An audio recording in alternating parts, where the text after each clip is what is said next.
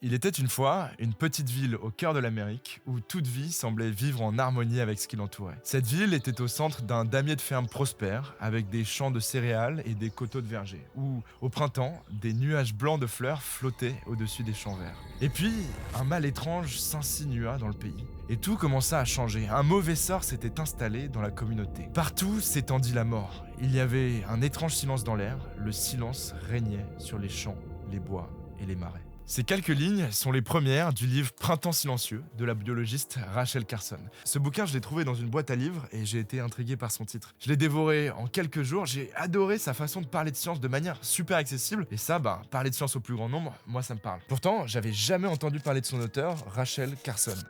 Je sais qu'en France, elle est pas forcément super connue, mais quand j'en parlais avec mes collègues aux États-Unis, tout le monde connaissait. Et c'est normal, parce qu'on peut considérer que c'est ce bouquin qui a lancé le mouvement écologiste en Occident. Dans une Amérique qui semble intarissable au beau milieu des 30 Glorieuses, ce bouquin, il raconte les conséquences de l'utilisation massive de ces poisons menant à une perte de biodiversité toujours plus importante. Un chemin vers les printemps silencieux. Derrière ce livre, il y a un combat contre les géants de l'industrie chimique, une prise de conscience populaire et politique, une nouvelle façon de faire la recherche, et tout ça grâce à une femme, Rachel Carson. Aujourd'hui, je vous raconte l'histoire du livre qui a sauvé le monde.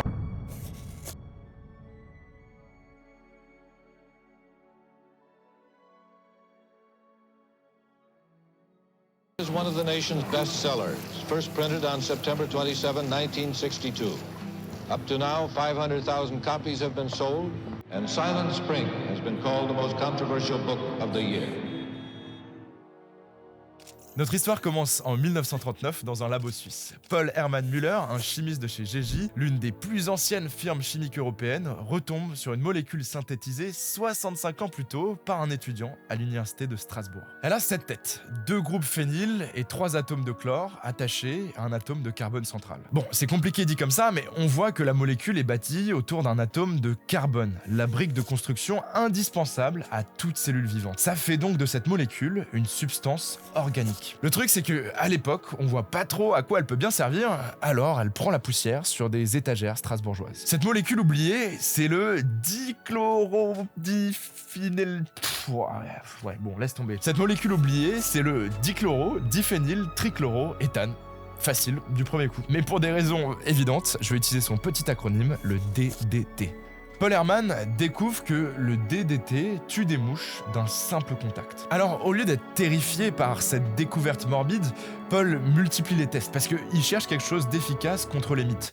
C'est relou les mythes, ça bouffe les vêtements. Et donc, il teste ça sur les mythes, mort instantanée. Alors Paul, il s'arrête pas en si bon chemin et cible d'autres insectes comme le doryphore, un petit coléoptère très mignon, mais qui ravage les plantations de pommes de terre. Devinez quoi, ça marche trop bien, plus de doryphore. En fait, le produit s'avère être hyper toxique pour les mouches, les mythes, les doryphores et pour tous les arthropodes. C'est l'embranchement qui comporte le plus d'espèces et le plus d'individus de tout le règne animal. Les arthropodes, c'est 80% des espèces connues, nickel. En plus de ça, le DDT peut agir dans l'eau et a priori, il est peu toxique pour les mammifères et les plantes. Ce qui se passe, c'est que le produit cible le système nerveux des insectes qui se mettent alors à avoir des spasmes musculaires puis meurent paralysés. Là, c'est vraiment bingo parce que à l'époque, les seuls produits qu'on connaît contre les nuisibles, ils contiennent tous de l'arsenic qui est hyper toxique. L'arsenic, on connaît bien parce que ça fait des années qu'on l'utilise pour empoisonner les opposants politiques. C'est ce qu'il y avait dans la bague à poison de César Borgia et c'est aussi le produit préféré de la plus grande serial killeuse de l'histoire, une empoisonneuse bretonne guillotinée à Rennes en 1852. Elle aura pas son épisode des géantes. Tout ça pour dire que l'arsenic, c'est pas vraiment elle-ci. Alors, avec son nouvel insecticide a priori inoffensif, Paul peut changer le monde. Le brevet est déposé en Suisse en 1940 et en 1940, c'est la guerre. La Suisse ne perd pas le nord et propose son produit miracle aux puissances de l'Axe et aux Alliés. Les Alliés sont super intéressés parce que ils ont plein de poux. L'Amérique notamment conduit plein de tests et la fameuse FDA, la Food and Drug Administration, assure que le DDT est inoffensif pour les humains. Le produit traverse l'Atlantique et sa production à grande échelle commence en Amérique. C'est justement en Amérique que l'on retrouve Rachel Carson. Pendant que le DDT dormait sur les labos des étagères en Suisse, elle terminait ses études de biologie et obtenait une maîtrise de zoologie à l'université Johns Hopkins, à seulement quelques heures de route de la ferme familiale dans laquelle elle a grandi, entourée de forêts et d'arthropodes, justement. Elle a une formation militaire, mi-scientifique, et réussit tous ses concours avec brio dans une Amérique où peu de femmes accèdent aux bancs de l'université. Putain, j'ai l'impression que dans les géantes, on parle que d'intello à chaque fois. En 1936, Rachel commence à travailler pour le service des pêches et de la faune sauvage des États-Unis en tant que biologiste. Enfin, ça, c'est son titre officiel parce qu'en réalité, elle fait pas beaucoup de terrain. Elle passe la majorité de son temps à écrire des dossiers, des articles de presse, et elle repasse sur des papers écrits par des collègues. Au bureau, personne n'a fait ça aussi bien qu'elle. Depuis qu'elle est petite, elle dévore des livres pour imiter sa mère, et de cette passion pour la littérature, elle développe une très belle plume. Si bien que l'année qui suit, elle écrit une série d'émissions de radio consacrée au monde vivant sous-marin, Romance Under the Water. C'est une émission super pédagogique et sa qualité d'écriture lui permet de devenir rédactrice pour le bureau des pêches. Franchement, même aujourd'hui, ça vaut encore le coup de l'écouter, ça a pas si mal vieilli et c'est vraiment quali. Elle a cette qualité qui distingue les bons vulgarisateurs. Elle synthétise hyper bien des tas de résultats scientifiques venant de tas de disciplines différentes. Et ça, forcément, ça m'inspire. Enfant, elle a dévoré de nombreux livres qui parlent du vivant, comme Moby Dick de Herman Melville, ou encore les contes illustrés de Beatrix Potter. Alors maintenant qu'elle est grande, forcément, c'est à son tour d'écrire un livre. En novembre 1941, elle publie son premier bouquin, Under the Sea Wind, et elle y raconte, dans 3 parties, la vie de 3 créatures marines. En fait, en mettant en lumière les interactions entre différents organismes d'un même écosystème, elle dresse un portrait poétique de l'océan, mais hyper rigoureux scientifiquement, et c'est là la force de la prose de Rachel. Tiens, d'ailleurs, ce bouquin, on va le faire gagner à l'un d'entre vous, donc si vous voulez participer, mettez un commentaire pour nous donner votre avis sur cette vidéo, et puis on vous l'enverra. Le bouquin est acclamé par la critique, par exemple le New York Times dit de Rachel qu'elle l'écrit comme une poète et interprète comme une savante. Jusqu'ici, les scientifiques font de la science et les littéraires font de la littérature. Dans cet ouvrage, Rachel, elle lit les deux. Alors, après un succès critique, on peut s'attendre à voir exploser les ventes du livre. Malheureusement, un événement va venir mettre un coup de frein à la carrière d'écrivaine de Carson.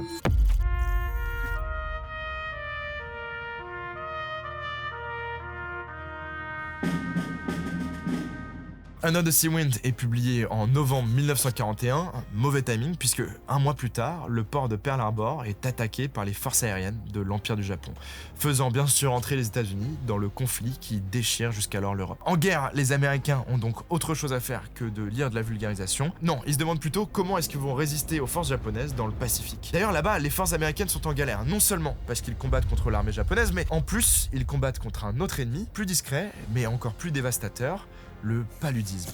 Plus de la moitié des soldats américains en Philippines ont contracté la maladie. Le général MacArthur a bien compris qu'il ne pouvait pas gagner en combattant en même temps sur le front militaire et sanitaire. Alors, il décide de faire confiance à un produit qui semble faire des miracles. En 1943, il lance une campagne d'aspersion massive de DDT dans le Pacifique. Et ça marche.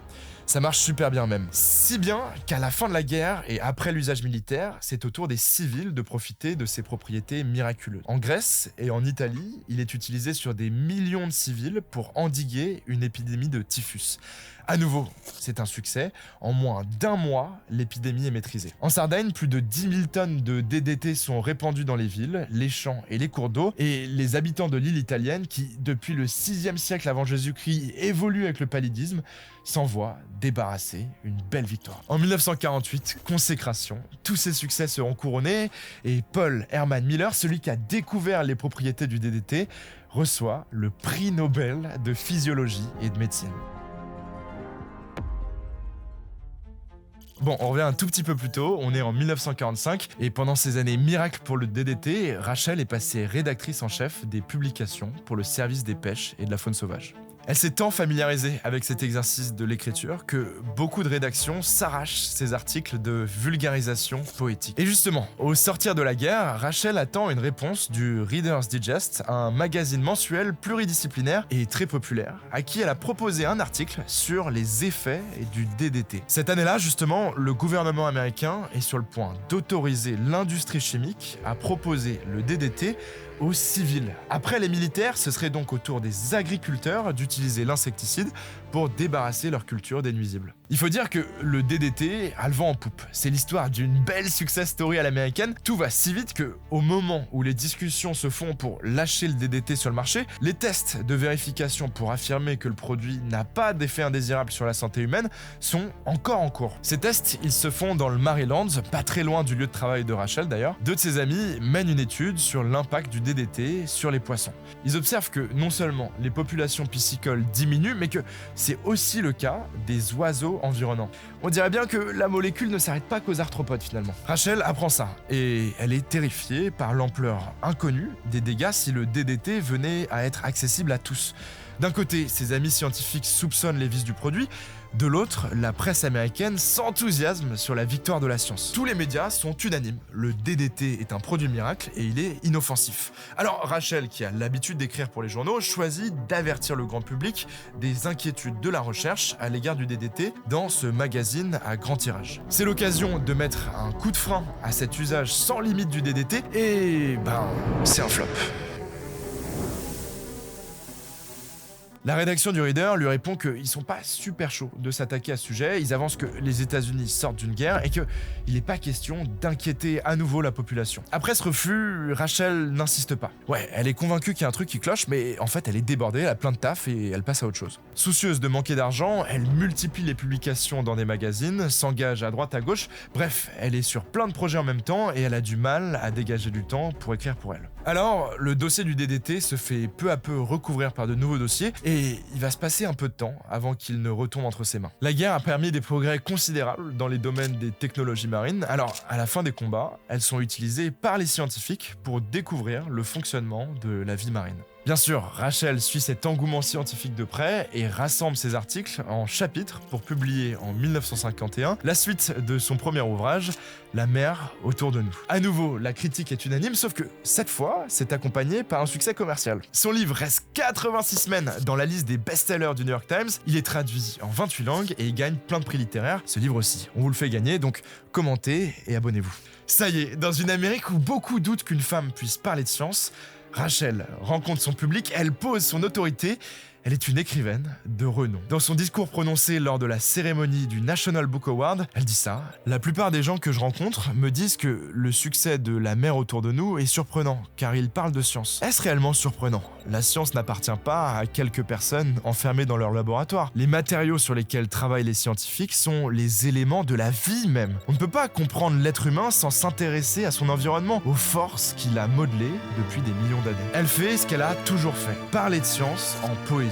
Mais cette fois, elle le fait auprès d'une audience immense. Il faut se dire que jusqu'ici, jamais un livre de vulgarisation scientifique s'était tant vendu. Je vous la fais courte, mais le bouquin est adapté en documentaire, le documentaire gagne un Oscar, bref, plus personne ne conteste le talent de Rachel. Même le Reader's Digest, qui lui avait mis un stop quelques années plus tôt pour son article contre le DDT, publie des versions abrégées de son livre. Tiens, d'ailleurs le DDT, il est devenu quoi pendant ce temps? Quelques années avant que Rachel ne reçoive les louanges pour son livre, c'est Paul Hermann Müller qui avait eu son heure de gloire, récompensé d'un Nobel. Pourtant, un an plus tôt, le premier cas de résistance au DDT est observé. Une mouche domestique à qui la molécule ne fait plus rien. Ce qui se passe, c'est que parmi les millions d'insectes qui sont pris sous les feux du DDT, tous meurent. Tous, sauf certains miraculés les plus résistants aux pesticides. Et comme il ne reste qu'eux, ils se reproduisent entre eux et transmettent leurs gènes résistants à leur descendance. Et peu à peu, la population d'insectes revient en force, sauf que cette fois, ils résistent au DDT. L'entomologiste américain Axel Melander parle d'acclimatation. Alors là, les Américains, ils réagissent. Ils disent « Ok les gars, on est en train d'asperger tout ce qui vit d'un truc potentiellement super dangereux, et pourtant, ça lui tue même plus. Qu'est-ce qu'on va faire? On va se calmer, on va arrêter d'utiliser du DDT. » Mais non, je rigole, c'est pas du tout ce qui se passe, c'est même l'inverse. Une course s'engage dans la découverte de nouvelles molécules plus efficaces, plus mortelles, plus résistantes que les insectes résistants.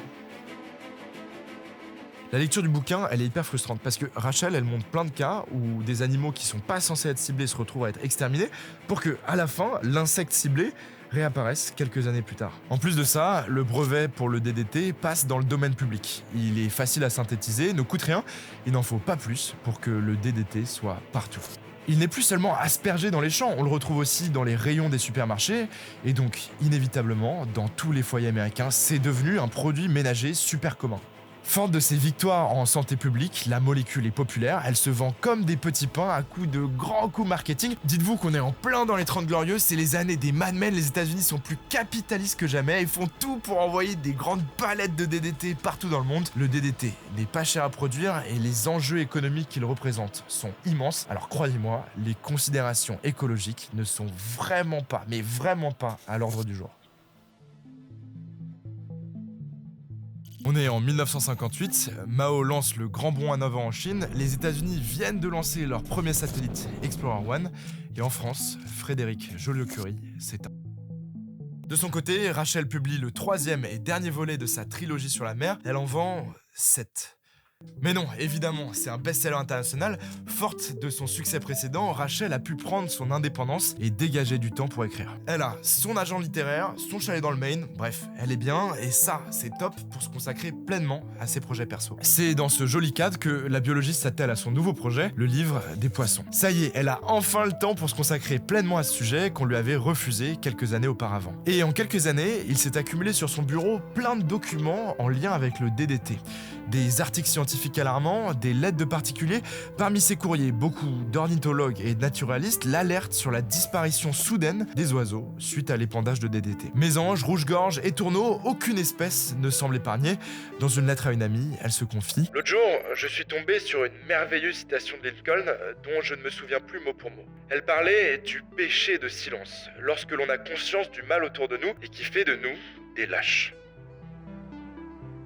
Rachel sait et elle doit agir. Alors, elle commence un travail de documentation monstrueux. Elle se renseigne auprès de son ancien boulot, le bureau des pêches et de la faune sauvage, et accumule plein d'éléments à charge contre le DDT. Pas uniquement contre le DDT d'ailleurs. À l'époque, chaque année, plus de 500 nouvelles substances sont mises sur le marché. Elle met par exemple en lumière le phénomène de bioaccumulation. Pour vous expliquer le phénomène, je vais prendre l'exemple de Clear Lake. Ça se passe en Californie, au niveau d'un grand lac naturel avec beaucoup de poissons. Les eaux de ce lac sont aussi le refuge d'un petit moucheron, Chaoborus astictopus.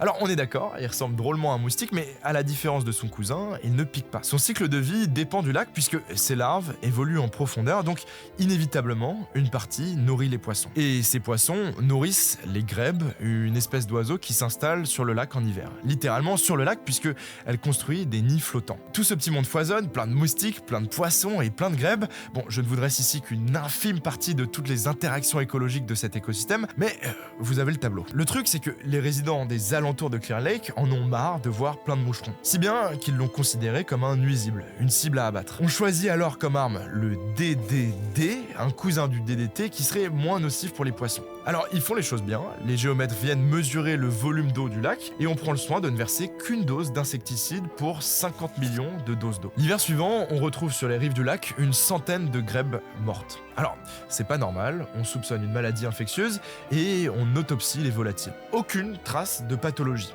Mais en analysant les tissus graisseux, les médecins tombent de haut. 1600 particules par million de DDT. On se rappelle alors que la dose versée ne représentait même pas un 50e de partie par million. Alors, comment on en est arrivé à cette dose mortelle pour les volatiles ? Eh bien, justement, c'est ça, la bioaccumulation. Le DDT s'accumule dans les tissus adipeux des poissons, dans leur graisse, et on l'a dit, la grèbe mange des poissons. En fait, plus on remonte la chaîne trophique, la chaîne alimentaire, et plus la concentration en poison est élevée. Certains poissons comme les chabots ont été mesurés à 2500 particules par million. Un an après le traitement au DDT, les eaux en étaient dépourvues, mais les tissus de tous les animaux de l'écosystème en avaient encore une quantité supérieure à ce qui avait été rejeté dans l'eau. En fait, les espèces animales jouent un espèce de rôle d'éponge dans l'écosystème. Alors qu'on comptait plus de 1000 coupes de grèbes avant le premier traitement, il n'y en a plus que 30 en 1960 et ils ne pondent même plus. Rachel doit exposer les conséquences au monde.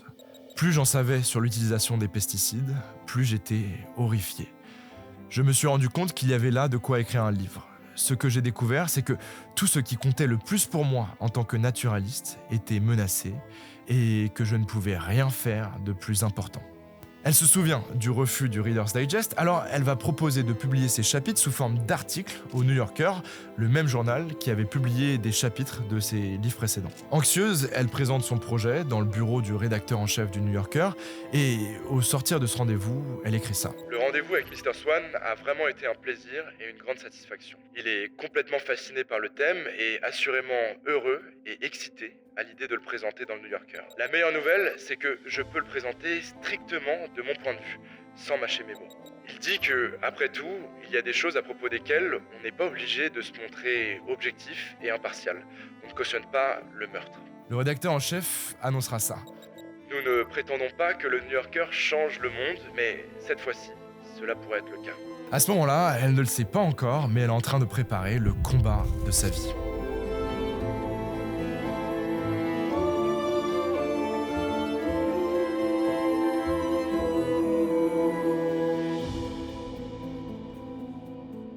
matin, alors qu'elle vient d'envoyer à son éditeur un chapitre de son livre dans lequel elle expose les liens entre pesticides et cancer, elle découvre une boule au niveau de son sein. Un cancer qu'elle avait déjà combattu des années plus tôt se réveille. Très vite, Rachel est considérablement affaiblie. La plupart du temps, elle travaille depuis son lit. Ça ne l'empêche pas d'être super minutieuse. Elle fait relire chacun de ses chapitres par les meilleurs spécialistes. Plus elle écrit, plus elle creuse sur ce sujet immense, la répercussion des pesticides sur nous et notre environnement, et plus elle réalise l'importance cruciale de son travail. Alors, ça peut paraître bizarre comme ça, mais finalement, je pense que la santé de Rachel fait qu'elle est plus à même que jamais d'écrire ce livre. Pas juste un bouquin, pas une fiction, pas un documentaire, mais un véritable pamphlet à charge du DDT. Ses succès précédents lui ont donné cette indépendance qui lui permet de se consacrer pleinement au sujet. Et finalement, sa maladie la rend imperméable aux pressions de l'industrie chimique. Et pourtant, en face, ils sont coriaces. Monsanto commercialise le DDT en Amérique et, aidé par une armée de lobbyistes, il publie une parodie de son livre Une année de désolation, dans lequel ils décrivent un monde où tous les pesticides sont supprimés du jour au lendemain, laissant les insectes proliférer, menant à une grande famine. Alors déjà, ce sont des immenses gamins, mais surtout, Rachel n'a jamais dit qu'il fallait interdire tous les pesticides. Elle prétend qu'on doit les utiliser avec prudence et ne pas les mettre entre les mains de personnes incapables de mesurer les conséquences de ces utilisations. Alors j'imagine que depuis ses publications dans le New Yorker, elle s'attendait évidemment à ce retour de flamme, mais le truc c'est que ces articles sont méga solides scientifiquement. Imagine, ton livre n'est même pas encore sorti, et en face, ils sont déjà bouillants pour te briser. Elle sait bien que la moindre erreur serait une brèche, un cadeau pour les industriels qui pourraient alors détruire tout son argumentaire. Ouais, Rachel, elle le sait, là, elle doit pondre une masterclass. Et d'ailleurs, c'est exactement ce qu'elle est en train de faire. Ça se ressent d'ailleurs dans les innombrables courriers d'admirateurs qui l'ont lu dans le New Yorker et qui la soutiennent. Cette guerre qu'elle mène contre les insecticides. D'ailleurs, Rachel, elle préfère parler de biocides parce qu'ils s'attaquent pas seulement aux insectes, ils s'attaquent à tout le vivant. Ces insecticides ne sont pas des poisons sélectifs, ils n'identifient pas particulièrement l'espèce que nous voulons supprimer. On les utilise uniquement à cause de leur virulence. Ils détruisent toutes les vies qu'ils rencontrent. Cette guerre va véritablement être déclarée le 27 septembre 1962. Silent Spring est dispo dans toutes les librairies. Alors que le DDT vit son âge d'or, j'ai checké les courbes, il s'est jamais aussi bien vendu qu'à ce moment-là, la publication provoque un véritable électrochoc au sein de la société américaine. Tout le monde se dit en fait, mais attendez, le produit qui coûte pas cher, là, qui marche hyper bien, ce truc-là, en fait, il est hyper dangereux. Ce livre, c'est un ovni. C'est un ouvrage qui s'adresse au grand public, et pourtant, à la fin, il y a 52 pages de biblio. Avant Rachel, il y a des naturalistes, des écologues, plein de corps scientifiques qui se penchent sur les écosystèmes, mais l'écologie n'est pas encore un enjeu politique. Il faut bien comprendre que la publication de Printemps silencieux est un tournant au sens où il fait entrer l'écologie dans le champ lexical politique. Kennedy, contre l'avis du ministre de l'Agriculture de l'époque, bizarre, il décide de saisir une commission pour déterminer l'ampleur de la menace représentée par les insecticides. Alors bien évidemment, elle a ses détracteurs. Face à ses succès, les lobbies sont en panique et ils font tout ce qu'ils peuvent pour décrédibiliser l'écrivaine, à l'image de cette critique dans le prestigieux Times Magazine qui annonce que son livre est bourré de simplifications et d'erreurs grossières. Mais en fait, ça prend pas. Alors, à défaut de pouvoir s'attaquer à ces articles, il l'attaque, elle, directement. Il la traite d'hystérique, disent qu'elle est amoureuse de ses chats comme elle n'a pas été mariée à 56 ans, certains se permettent d'avancer qu'elle est lesbienne, d'autres disent qu'elle est une agente pour le KGB qui compte faire revenir les États-Unis à l'âge de pierre. Bref, rien sur ces arguments, ils sont hors sujet. Rachel défend son livre pendant 2 ans. Elle mobilise ses dernières forces pour son combat. Elle défend ses arguments devant des scientifiques, des politiques au Sénat. Le 10 septembre 1963, affaiblie par la maladie, elle écrit ces lignes à son amie Dorothy Freeman et lui parle de la migration des papillons monarques. Pour les monarques, ce cycle se mesure à l'aune des mois. Pour nous-mêmes, le maîtré est d'une autre nature et nous n'en connaissons pas la durée. Mais l'idée est la même. Lorsque ce cycle intangible a suivi son cours, il est naturel. Et ce n'est pas une chose triste qu'une vie arrive à sa fin. C'est ce que m'ont appris ce matin, ces brins de vie flottants avec éclat. J'en ai ressenti un bonheur profond. Elle s'éteint quelques mois plus tard, en 1964, emportée par son cancer. L'auteur n'est plus là, mais son œuvre est entre les mains des vivants.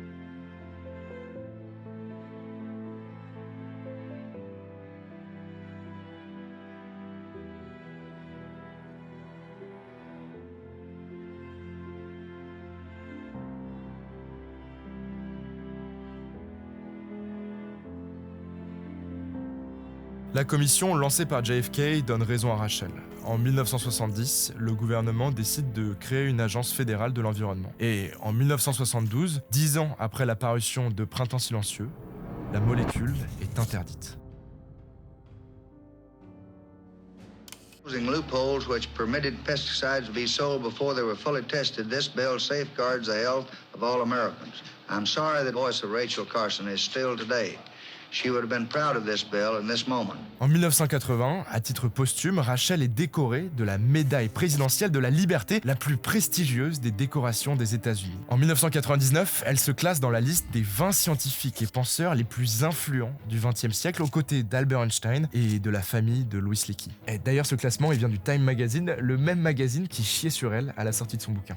Après les États-Unis, une trentaine d'États interdisent à leur tour le DDT, et en 2001, 127 pays signent les textes de la Convention de Stockholm qui interdit l'utilisation de 12 substances. Les 12 salopards, principalement des pesticides organochlorés dont le DDT fait partie. Mais 40 ans quoi. On a mis 4 décennies à arrêter d'utiliser un poison dont les effets délétères étaient documentés dès les années 60. C'est dire l'inertie du système. Concernant le DDT chez nous, le gouvernement l'interdit en 1971, mais autorise l'année suivante l'utilisation massive de l'un de ses cousins, le chlordécone. Et c'est la première pierre d'un nouveau scandale sanitaire et environnemental. Et pour ça, je vous conseille d'aller voir le documentaire sur YouTube de mon pote Gaspard G, qu'on a fait vraiment une vidéo exceptionnelle qu'il a tournée en Martinique, vraiment titre reco YouTube qui vaut le coup. Plus généralement, Printemps silencieux marquera une prise de conscience. Alors que l'humanité s'autorise les plus grands excès, Rachel Carson nous rappelle qu'on vit dans un monde fini et qu'Homo sapiens fait aussi partie de ces environnements et qu'il en dépend. En 1972, l'année de l'interdiction du DDT aux États-Unis, une équipe de chercheurs du MIT publie le rapport Meadows, un travail d'analyse de la croissance économique et de ses conséquences environnementales dans un monde fini. C'est la première fois en fait que l'on se penche sur la durabilité des activités humaines. Le concept des limites planétaires verra le jour en 2009. Il est introduit par Johan Rockström et son équipe, et sur 9 des limites, 6 sont déjà dépassées. Spoiler, on est en train de préparer une méga série sur le sujet. Je vous dis 6 parce que c'est ce qu'on avait écrit dans le script, mais il se trouve qu'il y a quelques jours, on vient de dépasser la 7e, l'acidification des océans. Quand Rachel était allée voir le rédacteur en chef du New Yorker, il avait annoncé Nous ne prétendons pas que le New Yorker change le monde. Mais cette fois-ci, cela pourrait être le cas. le recul que nous avons aujourd'hui nous permet d'affirmer que, en fait, il avait raison. Rachel Carson et son livre ont posé la première pierre de l'écologie telle que nous la connaissons aujourd'hui. L'interdiction du DDT a marqué un tournant dans la réglementation des pesticides et a conduit à des efforts accrus pour développer des alternatives moins nocives et surtout plus durables. En fait, l'histoire de Rachel, c'est l'histoire d'un succès. Un énième récit de David contre Goliath, une scientifique américaine seule face aux géants de l'industrie chimique et qui, dans ce combat tout sauf équilibré, s'impose par la force du travail, de la persévérance et de la conviction.